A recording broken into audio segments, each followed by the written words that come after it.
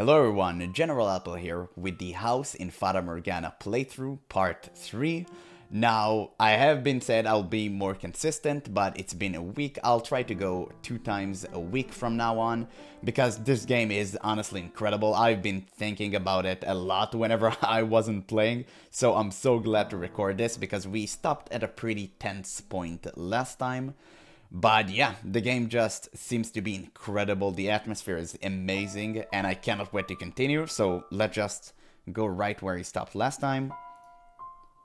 It's the most recent save. Okay, this may seem sudden, but I must confess that I made a grave mistake. My transgression is that I was unable to completely predict where this path we were traveling led. My hands were full, dealing with my immediate day-to-day tasks. Could do not but pray there was happiness waiting in the future. Happiness for everyone who lived within Rose Manor. But I am but a mere maid. There are limits to what I am allowed to do. And furthermore, it was not my place to offer her my hand. Roads, such as the one we were following, have a way of diverging with a little warning. And if you do not turn the wheel exactly right at those sudden forks, you may end up somewhere horribly off course. I was well aware of that fact, which is why I thought that what I did was for the best. It's happening again. I made sure the door was closed, but I can sense someone standing there. Someone watching me.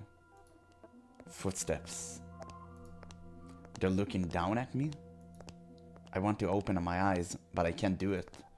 Curses. You're just going to leave without doing anything, aren't you? Then hurry up and get out of here.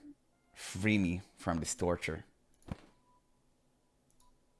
No, tonight they're on my bed now, looking down on me. My neck. What? I can't speak. I can't move. These cold fingers. That soft breath. I think he's having a sleep paralysis. Why? I can move my body, but that's not important right now.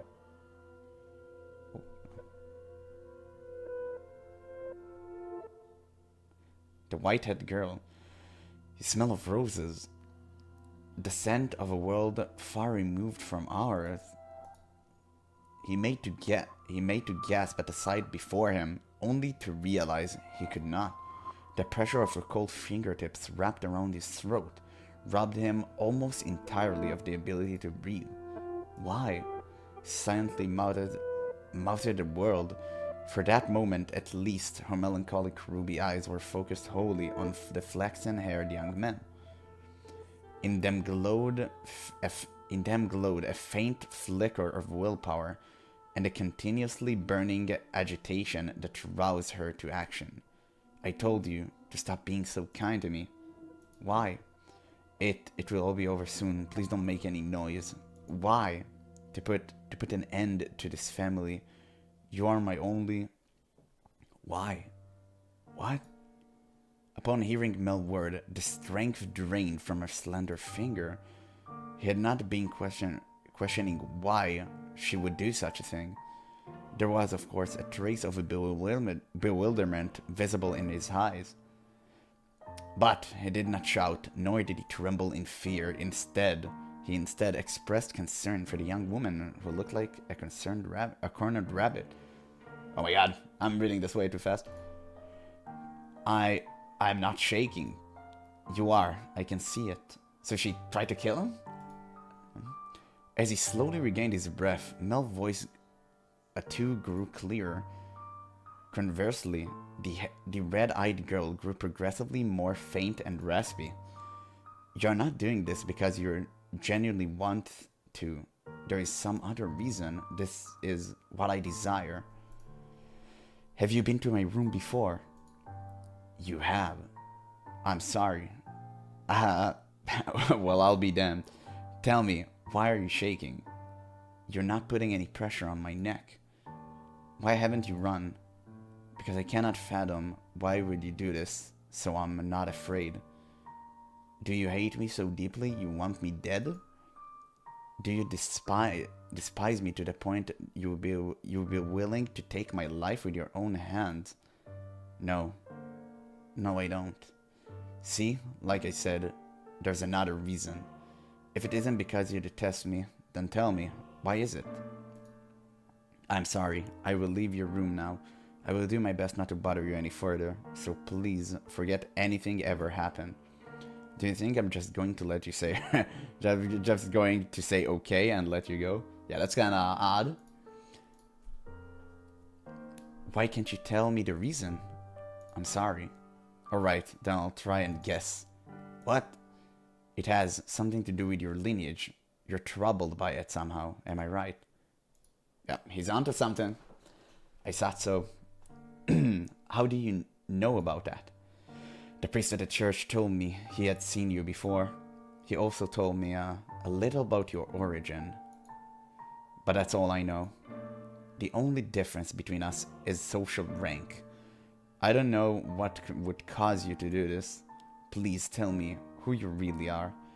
Tell me why you came to the mansion and why father allowed you to be a maid. I haven't said anything to mother or father. If you're hiding the truth from them, they still don't know. But I want to.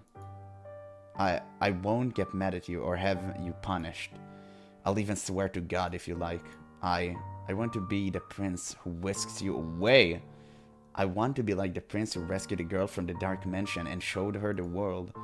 I know I'm not that dependable, but I want to help you. Why do you show me such compassion? Why do you treat me like this? I have my hand around your neck. Why? I thought it would be obvious. Or I have not expressed myself well enough. I love you. Wow. Every time you push away, it crushes me. I didn't even know my heart could feel such distress. If you dislike me and don't want to be with me, then, well, I'll just have to live with that. As much as it may hurt. Man, I love Mel. What a gentleman. By the way, this is the full picture. But if you have some other reason, some weight on your shoulders that you cannot share with anyone else, tell me. I want to help you. There are other options. Things we can do about your... No, that's not it. Huh? I've tried to hate you so many times. So yes, there's more to it than just social status. But I can't do it. I couldn't make myself do it. What do you mean? I had so many chances, but I couldn't do anything. Man, if she's a vampire or something, that's gonna be odd. Because she can't be in the sun and she's so pale and she have red eyes. I mean, that's such a cliche, but if she's gonna be a vampire or something like that, it's gonna be hilarious. She spoke in a stifled voice, as if every word had to fight to escape her lips. She appeared so fragile, so precarious, looking down on him that it seems as though if a gust of wind were to whisk through the room, it would blow away completely. Her pale fingers were trembling, like she had tried to squeeze them again and failed. However, her hand did not pull away from his still slender neck. Her hand is so cold. Yeah, and she's cold as well. That's... He did not challenge her, but simply kept his eye affixed on hers, as if carefully watching to see what she would do next. I'll say it as many times as I must. I love you, and I wouldn't be able to accept losing you without knowing anything, so please tell me the reason. I'll see to it that you're taken care of. Those are the words of a man of means, Lord Mel, of someone blessed to have pity for others. You are a foolish young man. You know nothing. But the greatest fool of all is myself. If you agree to punish me, I will talk. Tell me. Her long white hair and soft flaxen hair touched for just the briefest of moment. It appeared in the darkness as though they had fused together. The white-haired girl, having finally gathered the courage, began to slowly tell her tale. On the night of the storm, I paid a visit to Rose Manor. This mansion, my father and I were always on the move, traveling across the land by foot, so it was only recently that we heard rumors of Rose Manor. There are several reasons we couldn't stay in one place. First is my unusual appearance. People often find the color of my skin or eyes disconcerting. So after living in one place for long enough, unsettling rumors would begin to spread, forcing us to leave. Another reason was my father's line of work. He painted pictures for a living, but he had trouble finding a patron, so he had to work day to day. When he was no longer able to find work in the city, we would move. We were birds that migrated without a flock. When we arrived at this town, my father was exhausted and weak. That is when we learned of Rose Manor and the family who dwelled within it. Rose is a name my father could never forget. He was, long ago, a painter in the service of the Rose family. Oh, I remember when she talked with his sister about the painting. So her father was the painter? Hold on. Your father was an artist here? Yes. It was before I was born, so you probably don't remember, Lord Mel. So you knew about us before you came here. For as long as I can remember, I've known the name Rhodes. My father was chased from your house just because they didn't like something he painted. That's awful. I mean, I said that, not him. Having failed the Rhodes family, no one else would become his patron. Just as a good reputation spreads, so too does a bad one. Branded once as a failure, no one will take you in ever again. You nobles throw your parties and spread your gossip about this painter or that sculptor. The rose you tried to give me is an example of that. It was certainly crafted with skill, but the jeweler is only known because some aristocrat spoke highly of him. My father's paintings were no less skillful. His was a talent that could not be easily imitated, but no one was willing to separate the art from the artist. The Rhodes family stole everything from my father, but even thrown out onto the streets, his only skill was painting. That was all he could do to earn a living. And it's so sad. What little money we had for food, he gave to me. He did anything he could do to ensure my survival, even at the expense of his own well-being. My father passed away in this town. Up until his last breath, he was only ever concerned about me. He held me in his arms and ran his fingers through my hair, an apologetic look on his face. If I had a normal appearance, I'm sure life would have been much easier. He was always telling me how sorry he was for making life so hard. Even though it's not... I'm joking a bit, sorry. Even if it's not his fault, I look like this. I disdain the Rhodes family for putting my father through such hardship. I imagined you were still living in a decadence, acting as though nothing had ever happened. No, you wouldn't even care about the fate of one simple painter. Our lives meant nothing to you, and so I sought to bring misfortune upon you. And that's why you tried to kill me. In truth, I'd wanted to take the master's life, but your father spent so much time outside the mansion. And so, you're right, if they lose me, it will put my family in a very difficult position. That is the whole of my tale. You now know about my father and how I feel about you. Having told you the blankness in my heart, I cannot go on living like nothing has changed. Please give me punishment. Why? Why would you still have me put the one I love through any more misery? I'm not fit for your affection. Not only because I'm not aristocratic, but because every time I spoke with you, I did so holding this darkness in my heart. Does that not unnerve you? In the end, it was my family action that caused you so much suffering. Would that your father were still alive, perhaps I could have done something. I'm sorry. And besides, you hesitated. You didn't actually kill me. What am I even to punish you for? As you said, you had countless opportunities, but you could not bring yourself to do it. Tell me, why couldn't you kill me? Because if it's because I've given you enough reason to have even the slightest bit of interest in me. Nothing was as I envisioned it. What? I assumed that the residents of Forest Manor would be cold people who believed that wealth and rank mattered above all. But on the night of the storm, the mistress was the first one to extend her hand to me. I arrived at the mansion disguised as a beggar. Actually, disguised is not the right word. As many nights I only survived on the generosity of others. The mistress did not send me away when she saw me. Quite the opposite. She took me in as a servant. So that was mother's doing. I could scarcely believe she would invite a stranger into her home, that she would treat a stranger with such compassion.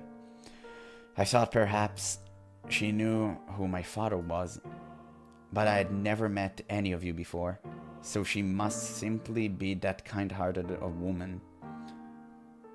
And the mistress continued to treat me with kindness, despite my disquieting appearance and the darkness in my heart.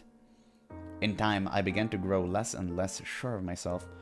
Was what I meant to do truly right? Was what I meant to do truly right? Were the things I felt truly justified? But it was certain fact that my father was here, and that he was being had been chased out. So I decided I should take your life, to put an end to everything before I wavered any further. And then, you were too kind to me. It's all your fault, because you laugh with such affection, because you give me smiles like that, because you say the things you say. I'm sorry. No, don't apologize. I'm so happy to hear that.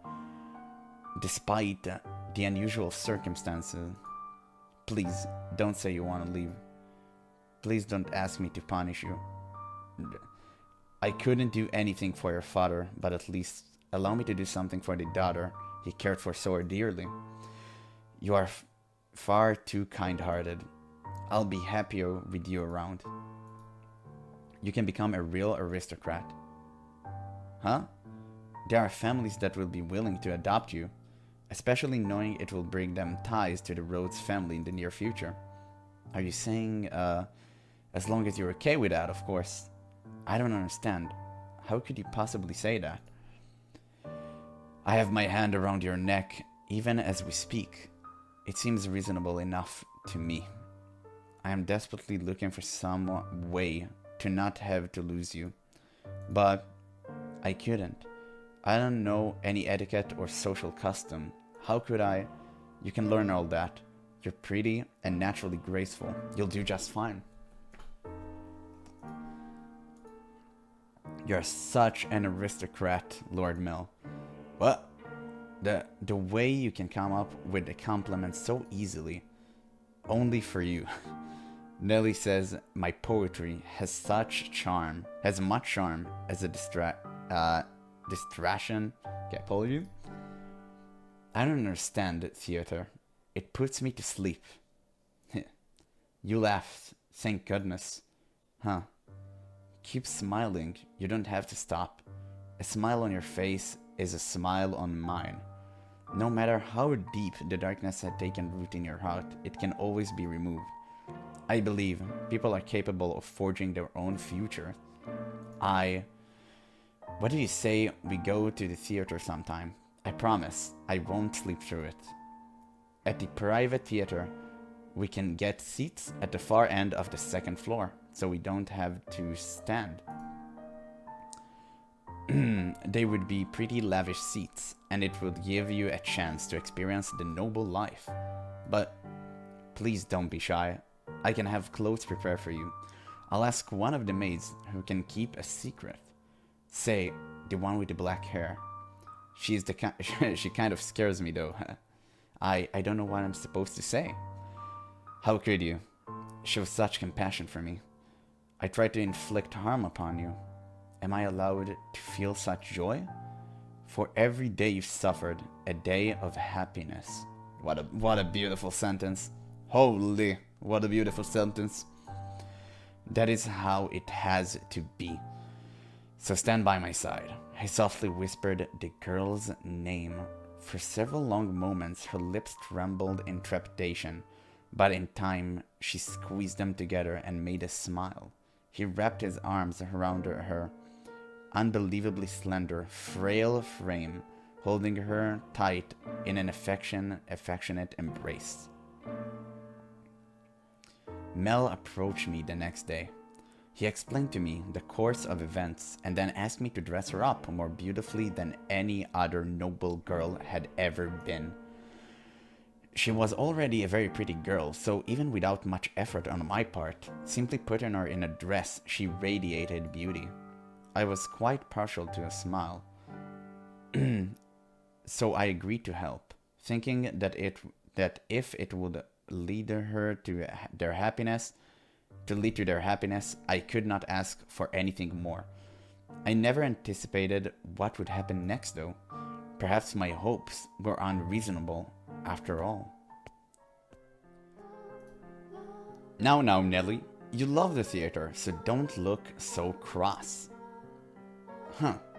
Nelly was out with a man other than her brother that evening, a rare sight indeed, and she was quite clearly in a foul mood. I will not stand for this. That I should have to marry a man as disagreeable as Arthur. It's unthinkable. The young man at her side was Nelly's fiancé, selected by her parents. On any other occasion, she would have snubbed an invitation from any man who was not Mel, but she had little say in this matter. She was, for lack of better word, forced to go out with him. Ooh, that's rough. And oh, how furiously she had fought against it. She had shoved aside the Abigail, trying to fasten her corset, locked herself in her room, and sobbed for quite some time. It required a combined effort of several of us to get her ready and out the door for her date. Come now, you should at least pretend you're enjoying yourself. Man, what a Chad Arthur is. Or do you want people to think we don't get along? Do we get along? Well, I want to, for what it's worth. What it's worth to you is my name, not me. Are you really going to be like that? I went out of my way to take you to your favorite play. The least you could do is be a little kinder to me. What was it called again? Romeo and Juliet? It's been running for 6 or 7 years now. A family like yours or mine could pay to have a brand new script written. So why should we have to see an old play at a theater full of commoners? Never mind, he's not in Chad. It may be private, but even so, I would rather just have a show put on at my estate. Stop talking already. Why should I? Why should I have to marry someone like you? I've absolutely no desire to marry you. Whatever it takes, I will put a stop to this. I'll talk to Father as many times as I must. Please don't make such a scene. It's shameful. There are people around, remember. You represent your family. Besides, our families are hardly strangers to one another. Oh my god. Well, what an aristocratic talk. Try as you might. I doubt you can get rid of me. Oh my god. Never mind, he's not a Chad. He's not a Chad. No matter what you say, you can't break this engagement. Whoa. You don't. Your parents gave you too much freedom, and look at what spoiled little girl you became because of it. Dude. Goodness, you're going to be quite the handful. Oh, get off your high horse. No, you're the one on a high horse, Nelly. You are going to be my wife. You can at least put some effort into liking me. What happens when I take you to a social engagement and you act like this? It's shameful to the both of us. This coming from someone who used to call me Lady Nelly. What's your problem? When you choose to act like a lady, I will gladly call you that again. Goodness gracious, put yourself in my shoes for a second. I have to marry a brat little girl because it will help my family. How dare you talk to me that way? You're not a damned princess. Open your eyes. If you think talking to your father will get you out of this marriage, you're welcome to try. I'll doubt he'll have it though. Otherwise, you can just go complain about it to your friends. Oh, that's right. As far as I'm aware, you don't have any friends. Whoa. Enough! As you wish. This is so frustrating. Why should I listen to this jerk mock me? I have Mel. I know, if Father wouldn't listen to me, I'll ask Mel to talk to him. Mel will be able to convince him. Come on now, your favorite play is about to start. Maybe you should face forward. Enjoy it while it lasts. You won't be talking down to me much longer.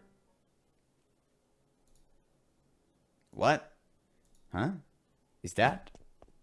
Wait, Nelly, get back here. What is the damn child problem? I didn't give her permission to leave. Dude! Whoa. Okay. Father will be sure to hear about this. I cannot leave the roads making any more fool of me. I cannot have the roads making any more fool of me. Oh, they're at the same theater? Oh, God. Okay, shenaniganry is bound to happen. You're fine. You're fine. Don't be shy. But so many people looking at me. Wow, what a beautiful dress. That's because you're gorgeous. No, it's because I look strange. I assure you, that's not the case. It is true that you have an unusual appearance. But right now, the unique color of your hair, your skin, and your eyes all serve to accentuate your beauty. You sound like a prince, Lord Mel. What? You think so? I mean, I did say I'd be a stand-in prince for you, but I think you're a wonderful prince, not just a stand-in. Which makes you my princess then. I don't... Oh, you're supposed to say, yes, I am. There. You're going to make me sad. I guess I'll just have to keep working at it until you submit. Oh, hey, the play's about to start.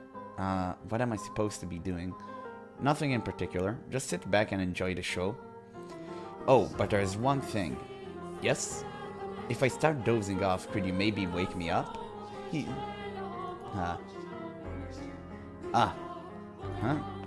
No. What? Oh, there she comes. Dearest Mel. Nelly. Dearest Mel, why are you... What are you doing here? I asked her to join me. It's nothing to get worked up over. It absolutely is. How many times did I ask you to come with me and you wouldn't? Oh, that's a tough one. She did ask him. You don't even like theater, dearest Mel, and you brought her? You're right, I'm not especially fond of plays, but I wanted her to be able to see one. Why are you making such a big deal out of this, Nelly? She's not suitable for you. What? She isn't good enough for you. Why would you choose her? Oh my god, she's creepy and you have no idea where she came from. Don't talk about her like that, Nelly. But you don't even know who her family is. I do. What? Lord Mel? It's fine, you just stay quiet. Like the other maids, she comes from a respectable house. I looked into it. However, circumstances prevent me from telling you what house that is. No, you're lying. That can't be. She doesn't act like a lady. She lacks etiquette and she probably can't even dance. You expect me to believe someone like her is from a good house? Enough already, Nelly. Mel yelled at me. You have my word. You don't have to worry about her. So please stay out of this, Nelly. It isn't any of your business if I spend time with her, is it? But dearest Mel, you need to stop hanging all over me, Nelly. and find someone for... Wait, what are you doing at this at the theater? Are you here alone? Ah, oh yes, dearest Mel, about that. I have a favor to ask of you. I've been waiting to talk to you about this since yesterday, but I haven't seen you at all. Settle down, Nelly. What is it? Father had me engaged without consulting me. And he picked Arthur, the disagreeable little... Oh, right, that. I already know. What? I heard it from Father. That reminds me, you didn't show up at breakfast this morning. I see now. It was because of your engagement. Dearest Mel, is that who you're here with today? In that case, you should get back to him, rather than waste any more time with us. You knew I didn't want to get married, Mel. So why? Why didn't you talk Father out of it? Because it's your time, Nelly. If there's someone else you'd rather be with, then, well, you can try persuading Father, but you're the only prince for me, dearest Mel. And the prince always grants his prince's wishes, doesn't he? I just want you to say that you'll do that for me, dearest Mel. Lady Nelly, you stay out of this. It's all your fault.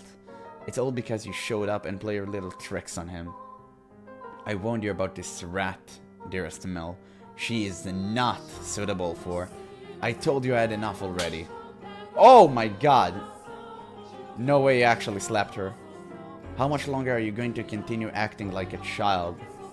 I can deal with you being spoiled little girl, but how dare you be so derisive to someone else?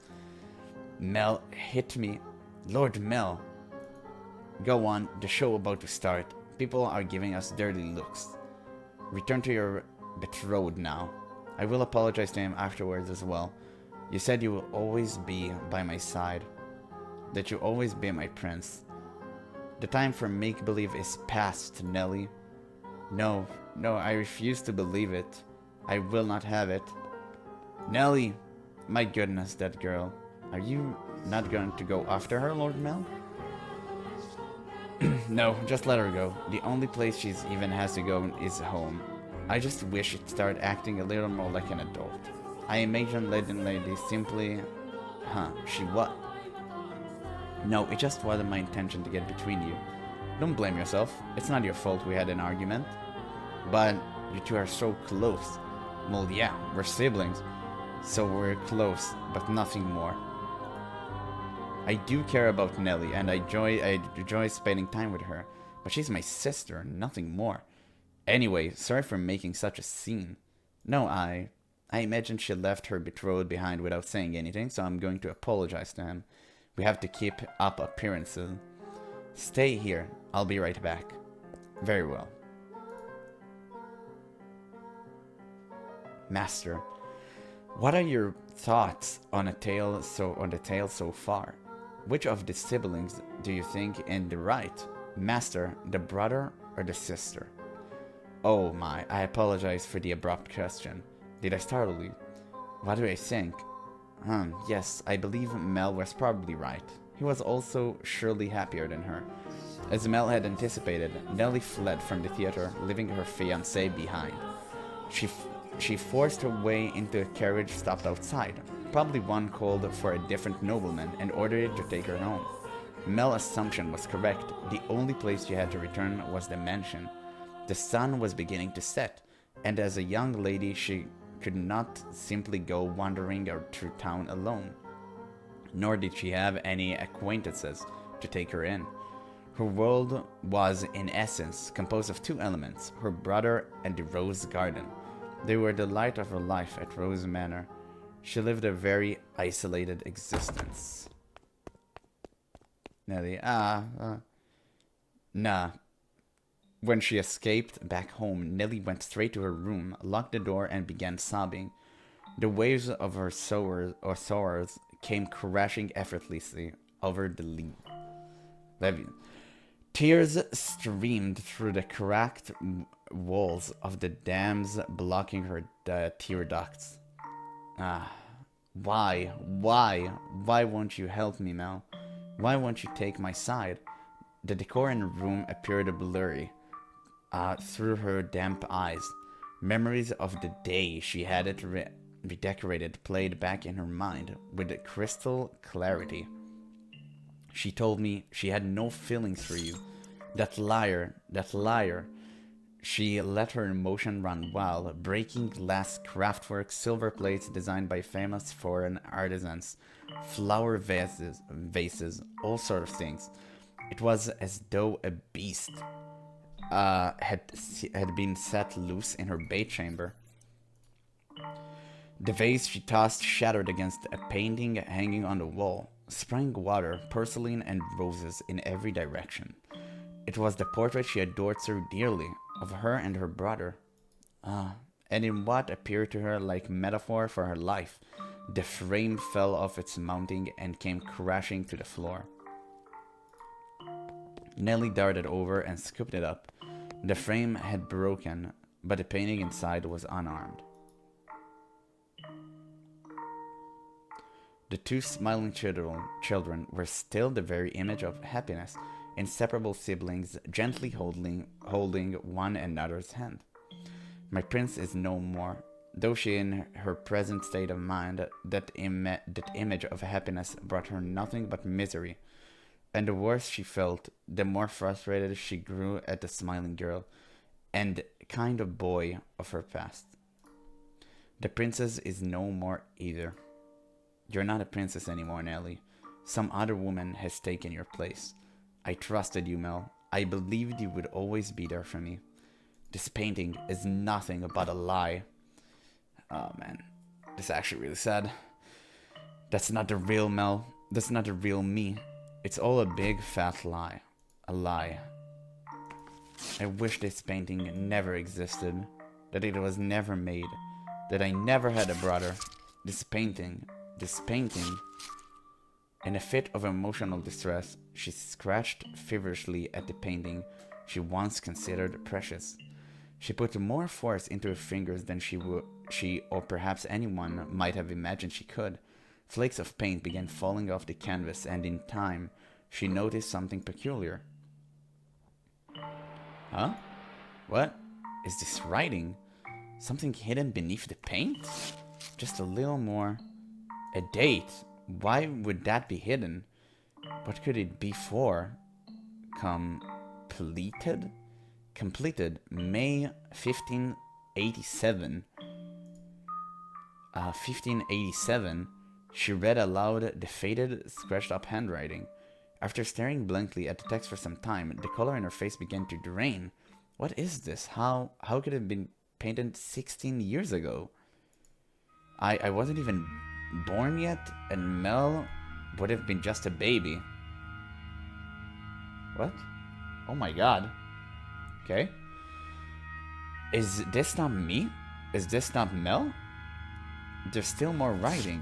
Urged on by her rapidly pounding heart, Nellie furiously scratched away at the painting.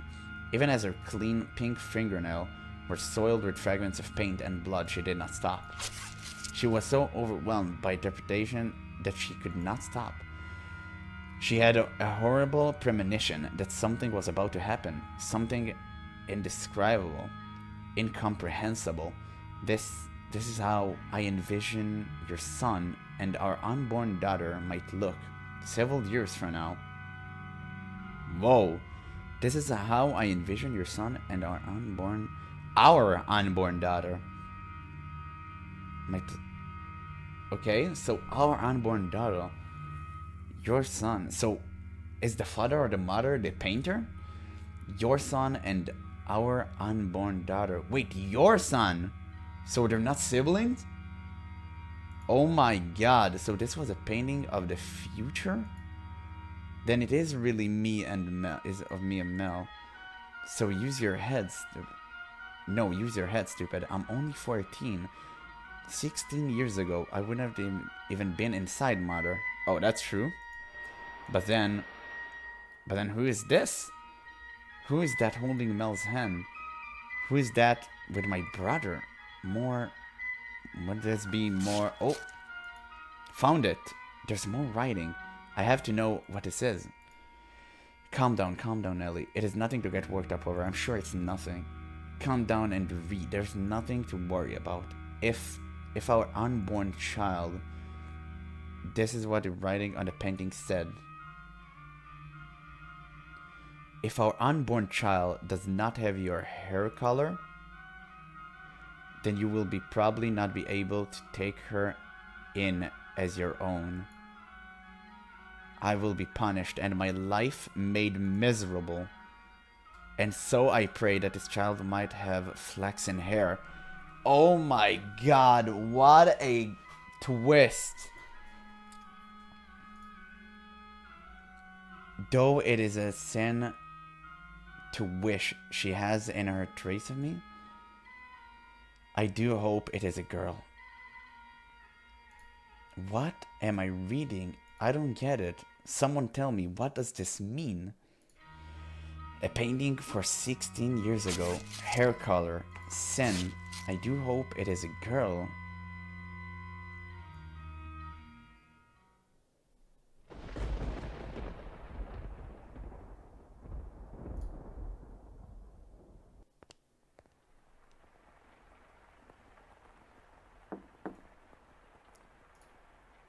It's Nelly. Let me in. Lady Nelly? Oh, you changed out of your dress. That's a shame. It looked nice on you. Yeah, it really did look so nice. Almost like you were a princess. Lady Nelly. Say, I've got a question for you. Do you mind? By all means. What color hair did your father have? I beg your pardon? Did you not hear me? Should I repeat the question? Oh my god, oh my god, she may be his sister or something. That would be a damn shame. I assume it would be about Lord Mill. I'm so curious about where you got that white collar from. My father was more tan than white, so I didn't inherit my paleness from anyone. I asked about your father's hair color. Why would you want to... There's no reason you can't tell me, is there? My father had white hair, but that was simply because he was an older man. I do not think he was born with... Lady Nelly. Oh, no. Hey, guess what? I figured it out. I figured it all out. And it was so simple. There's only one difference between you and me. The thing that Mel fell for is... Why do you have those? No, stay back. We have finally reached this point in the tale, Master. If your memory has been refreshed, then we can return to the mansion immediately. Very well then. If you insist, Master, we shall proceed with the story. It was a stormy night, much like the one the white-haired girl had first arrived on. It was quiet as a crypt in the mansion, not a single light visible in the halls. The house sat in wait for the sun to peek out over the horizon. The darkness is, generally speaking, something that rushes by like a gust of wind as we sleep. The flaxen-haired young man, too, laid in bed, pale blue moonlight dashingly streaming through the gaps in his drawn velvet curtains as he attempted to submit to slumber. He was having difficulty drifting off, but as time trickled onward, he drew closer and closer to the arms of Morpheus.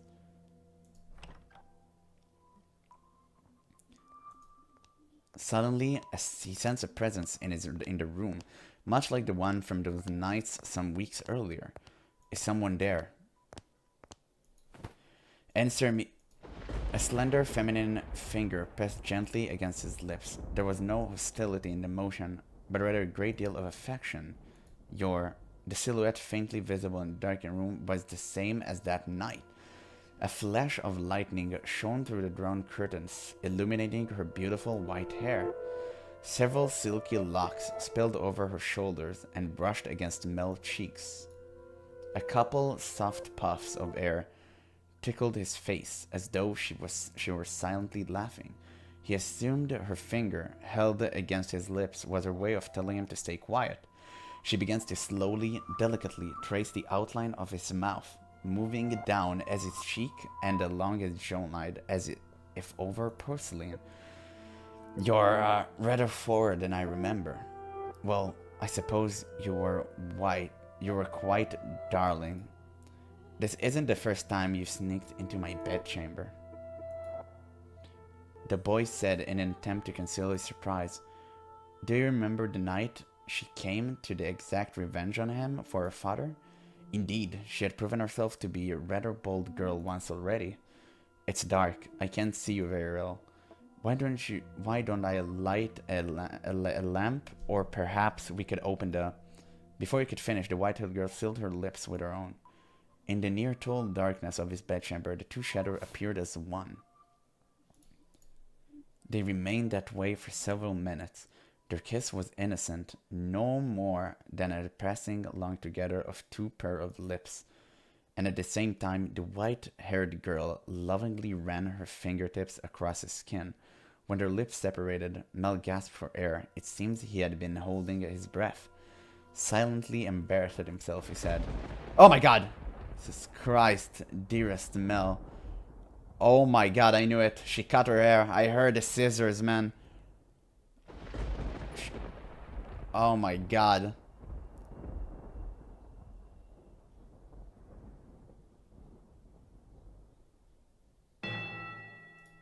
Nothing. He could not speak. The silhouette hanging above him was certainly the white-haired girl. Or was it? Because his words were, Get off of me." He reflectively shoved the girl straddling him aside. She rolled off the bed, landing on the cold floor, but slowly, gradually, she crawled her way back towards him. That wasn't very nice. Veiled in darkness, she slowly lifted her head, and then there was another flash of lightning. The heavy fabric of the curtain rustled, bolts of light streaming between the gaps. Oh my God.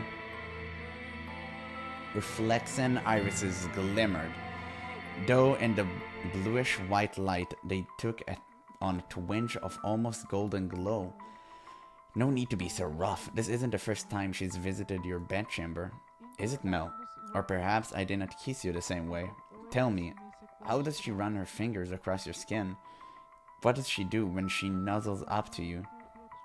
Stop this madness, Nelly. Why would you do this?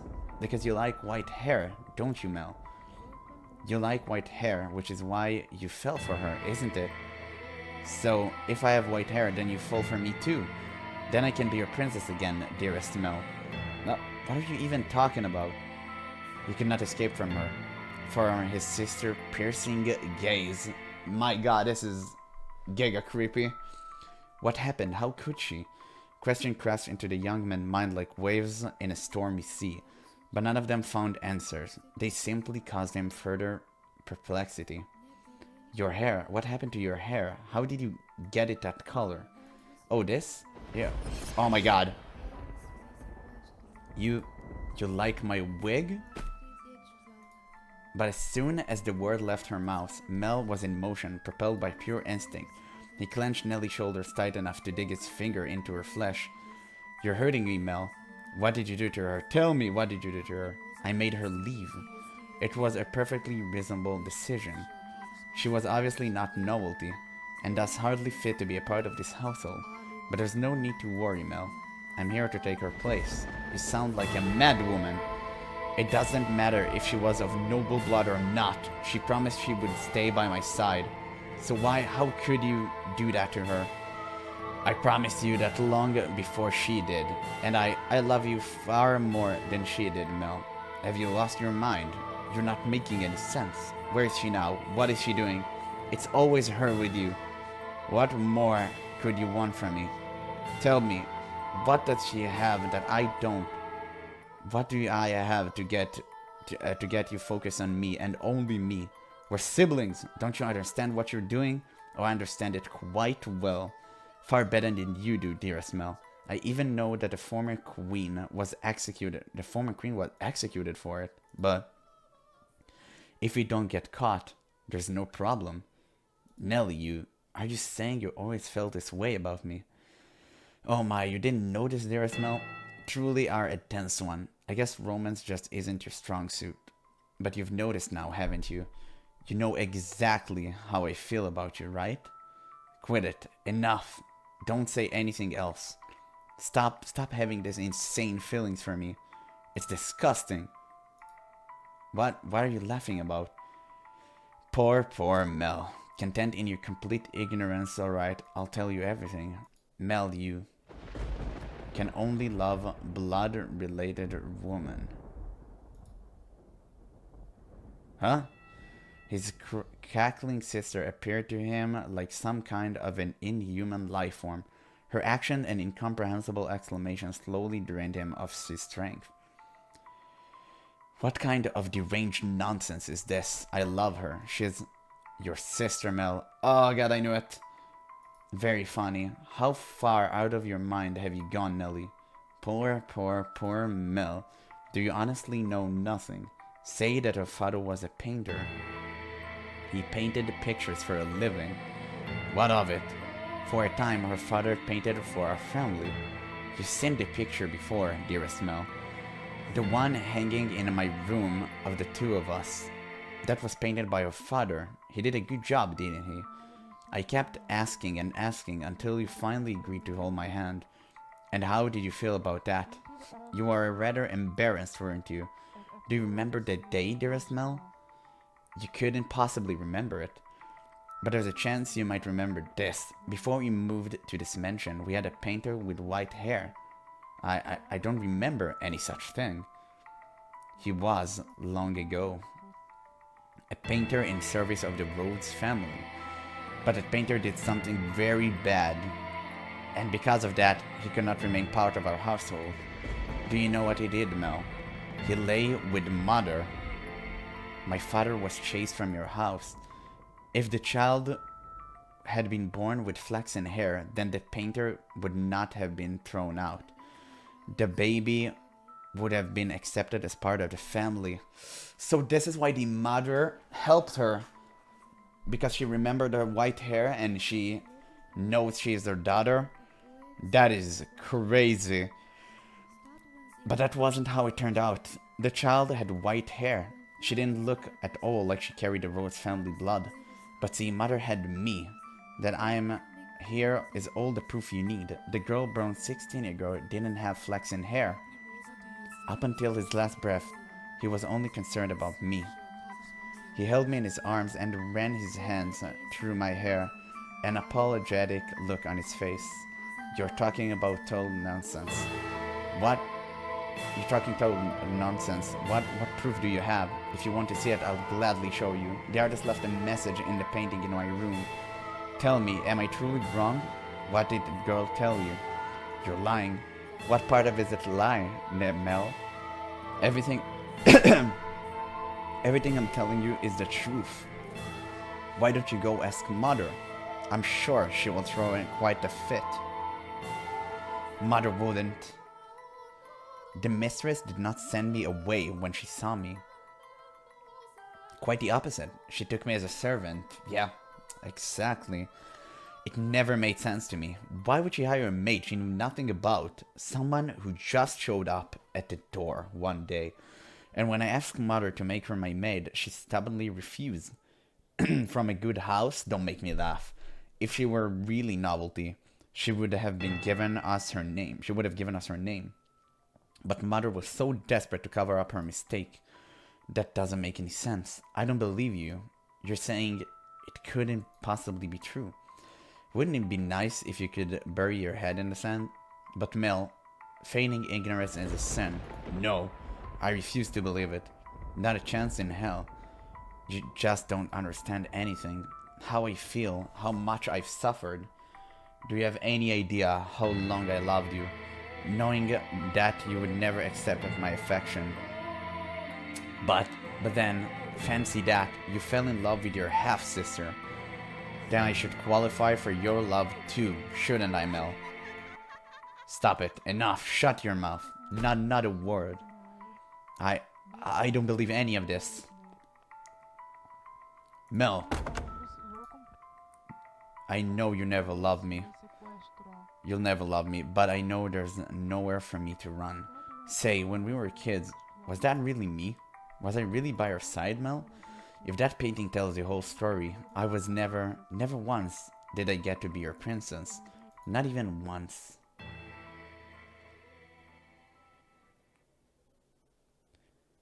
Dearest Mel, everyone just loves to dote on me. They're always telling me how pretty I am. Mother does, father does, and all the mates do too. I can do anything I want. So for me, acting like a spoiled child is the only form of rebellion I have. I don't have the kind of freedom you do, Mel. I'm just a doll for the family to play with. When I have visitors, it's only ever for show. So it's not my fault when I don't have friends. Dearest Mel, you're the only one who's ever cared about me more than anything in the world. Dearest Mel, I always knew how I would react if you fell in love. I would cry my eyes out. I would envy her to death. I would get angry as a bull. But eventually I would have given up. I knew I could never have it my way after all. My feelings would never bear fruit. So why did she have to be your sister? Tell me why.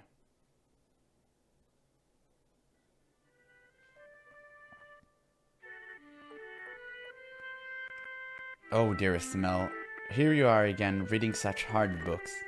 Your eyes will go bad if you spend too long staring at pages.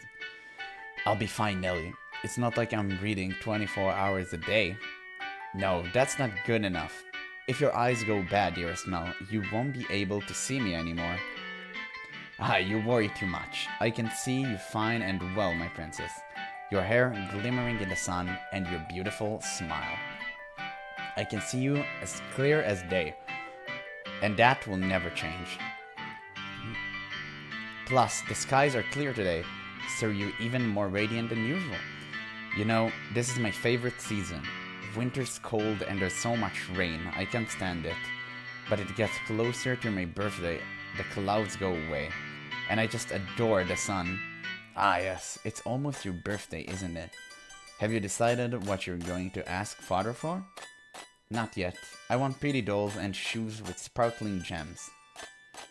And I also want pretty dress, like one mother wears. A list that long is asking a bit much, even for father. But dearest Mel, I already have what I want the most. So the truth is, as long as I have that, I don't need anything else. And what would that be? The hairpin they bought for you the other day? Or maybe the song they had written for you last year? None of that, dearest Mel. Then what could it be? Now I'm really curious. What is that so valuable to you? That's a secret. Girls have so many secrets, I just don't know what to do. Say, dearest Mel, would you run your fingers through my hair? Just for a little. Oh my god! Christ. What's gotten into you, Nelly? Why are you so hungry for attention all of a sudden? And I almost don't want to click anymore. It's gonna be bad, and I'm so invested. Please, dearest Mel. Oh, Jesus. Oh, Nelly, what am I going to do with you? Please don't be what I'm thinking it is. Come over here. I don't want to see it. I don't want to click. And I want to sit on your lap. Yes, yes, as you wish, my beautiful, beautiful little princess. Say, dearest Mel, what is it this time, Nelly? Right now, I'm so incredibly happy. No, oh my god, please don't. Please, for the love of God, don't. Oh, and out of curiosity, who was it that you really cared so much about? Oh god, please, please don't.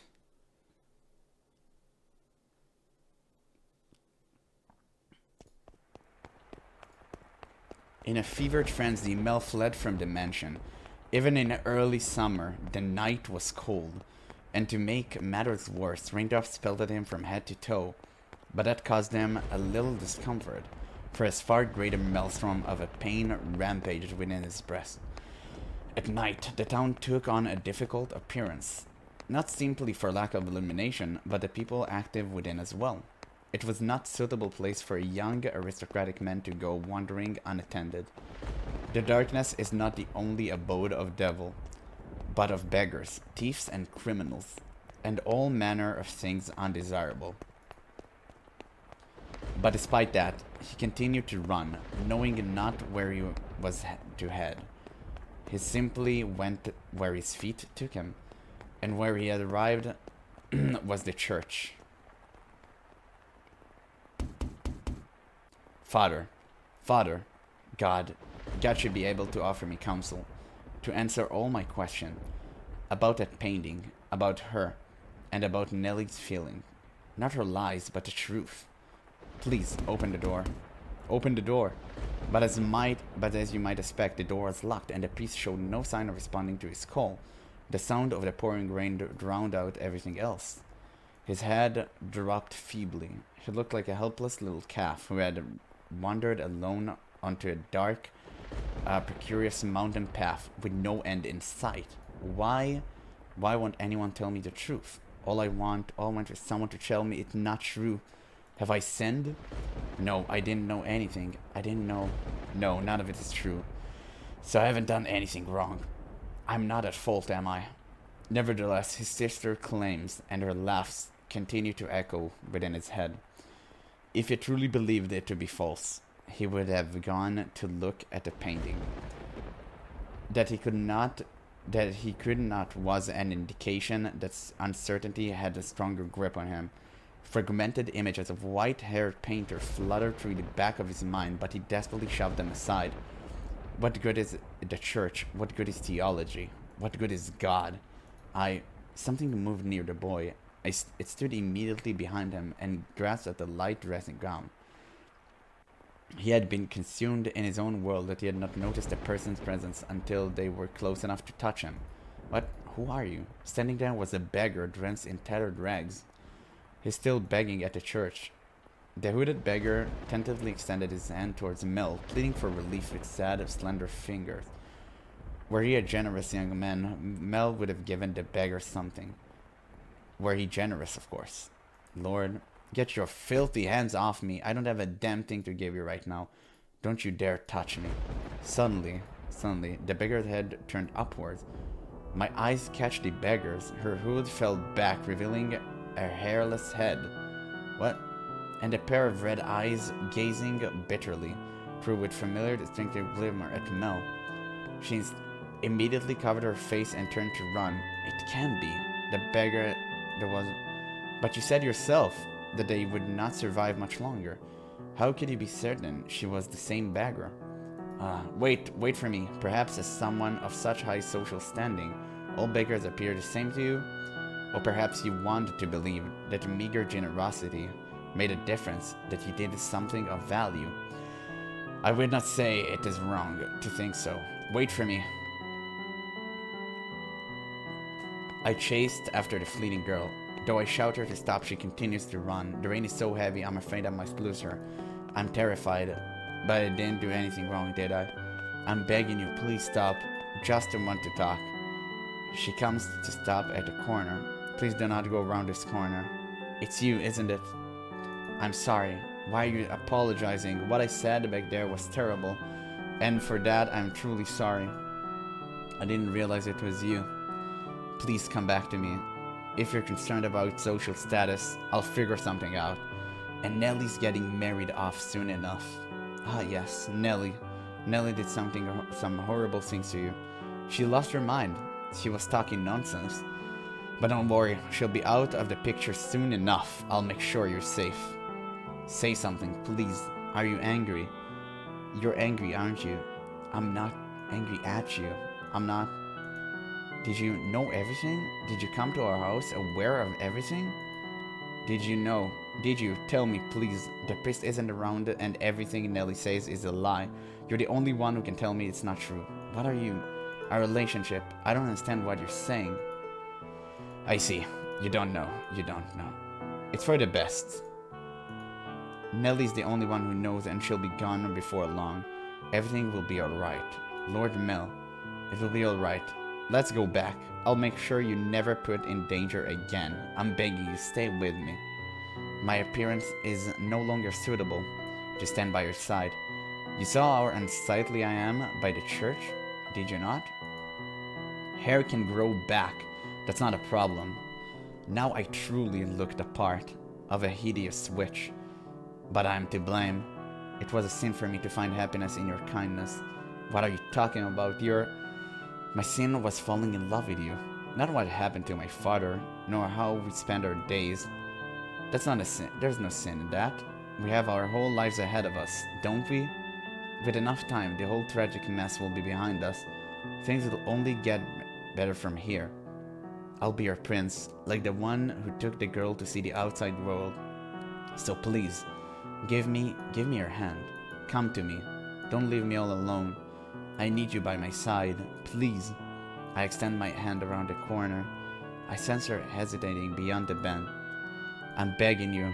I can see what's on the other side, but a vision of her reaching out to put her hand in mine wells up in my mind. But that story never had an ending. What? She doesn't take my hand. I doubt the girl ever wrote that letter. She's not there when I turn the corner. Why? How did things end up like this? Where did I go wrong? Oh god. The maid. Your error is likely your kindness. Thoughtfully, haphazardly spreading your generosity. But that generosity came from your own desire to avoid pain, for your own happiness. What should have I done? I can take this. Everyone was happy. Nellie used to laugh and smile. She once meant the world to me. How did things end up like this? It's not my fault. I didn't do anything wrong. If you pretend like nothing happened, then perhaps you can go on smiling in your head. But regardless, you must follow the path you tread. It is your path alone. The path you chose when, in that moment, you decided to run. Make the wrong choice in those moments, and you shall find yourself on the road to ruin. I would have been better off not knowing. Better off in the dark. I just wanted those tranquil days to last. They were supposed to last forever. At some point, your childhood must come to an end, and that ending may not be the one you anticipated. I can't stand this world. You yearn for a world that would treat you with kindness. What should I do? What should I have done? Someone, please help me. You should return now. If you spend too long here, you're liable to catch a cold. Now let us return to our own time.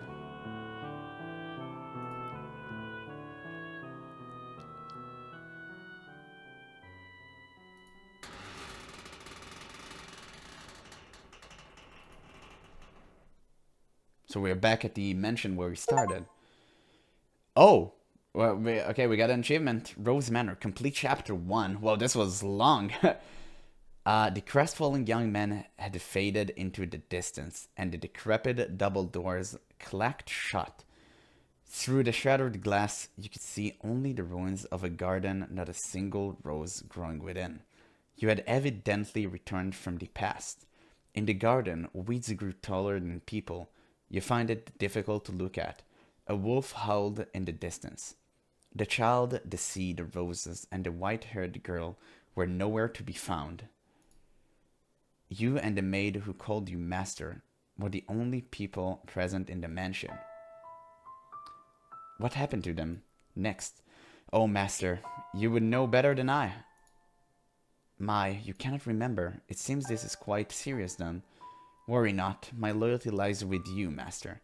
The mansion had witnessed more yet. Let us make our way to the second door. Your hand in hers, the maid guided you back through the kitchen and into the tea room. Her palms were still cold as you felt through the clenching ice. Master, do you wish to know the truth, no matter what may be hidden within? Or, if it is something you would be happier not knowing, would you rather remain in the dark? Oh, is that so? I wonder about her father. Yes, the flaxen-haired sibling father. Do you think he knew about the white-haired girl? If he did, then perhaps he allowed her to stay because of how deeply he loved his wife. Or maybe because he did not want people to find out about her. I expect he, too, experienced many different emotions. But those pages of his story remained untold. Your parent likely had a turbulent tale as well, but theirs is not of consequence. To whom, I could not tell you. You and the maid crossed through the entrance hall, continuing your track. At some point, the fire in the fireplace had faded to embers, emphasizing the lack of light within the mansions. The maid took a candlestick and lit it in the cinders. The small flame illuminated her pale face. On a whim, you ask the maid about herself. About me. I am a maid devoted to your service, master, as I've said. Oh, what was that? You're interested in my name. You flatter me. I truly do appreciate the question, but you are more than welcome to simply call me the maid. Also, it would make me much happier to hear you say my name after you have recalled who you are, master. A subtle smile rose to the maid's face, after which she began to lead you down the first floor corridor. Still holding the maid's hand, you passed in front of a full-length mirror.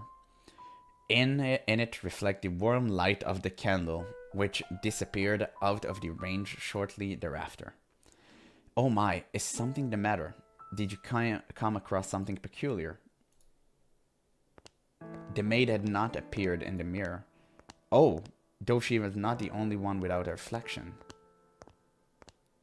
You reached the end of the corridor. There appeared to be a doorway, but the door itself was long since gone, leaving only a hole in the wall to frame the stairs behind it. Without hesitation, the maid descended into the darkness. You have more interest in this mansion, master, than a mere maid, do you not? Though it pains me to say much in your presence, master. This house is cursed. Yes, it is a curse that runs deep. As you just bore witness to, the majority of those who dwells within these walls fall into misfortune. I have served here for many years, and periods of happiness are as fleeting as a sugar cube in a cup of hot tea. Why did such tragedies befall them? If I were to guess, master, it was because you had not returned. But when you remember your true self, the mansion curse should be broken. Wait, what? Oh God. But if I were to guess, master, it was because you had not returned. But when you remember your true self, the mansion curse should be broken. That's interesting. Okay. Then how are we? The next door is before us. It appeared to be the entrance to a cellar. The disconsolate wooden door, visibly rotten in several places, and seems it might crumble in a single touch. You can hear the sound of something devouring meat beyond the door. Okay, you know what? We finished chapter 1. I believe that should be enough for now, because we are in front of the second door, and that's definitely something we want to start on the next episode. Oh my God, what a journey this has been. The first chapter is incredible. Holy, that was amazing. Wow, I cannot wait to actually play the second part. Hopefully it won't take a week. I surely don't want to do that. I just hope I have the time to do so. But yeah, I'll promise I'll do my best for it not to take more than a week. And well, it definitely won't take more than a week. Just I really hope I will get the next playthrough soon. But yeah, what an insane episode for now. So much has been revealed. The first chapter is amazing. I wonder how many chapters are there. But yeah, we're past the 1 hour mark and we pretty much have reached to an ending point. So yeah, that's all for now. I hope you enjoyed as much as I did and I cannot wait for the next part. So stay tuned for more, but that's all for now. So thank you guys so much for watching and I'll catch you on the next one.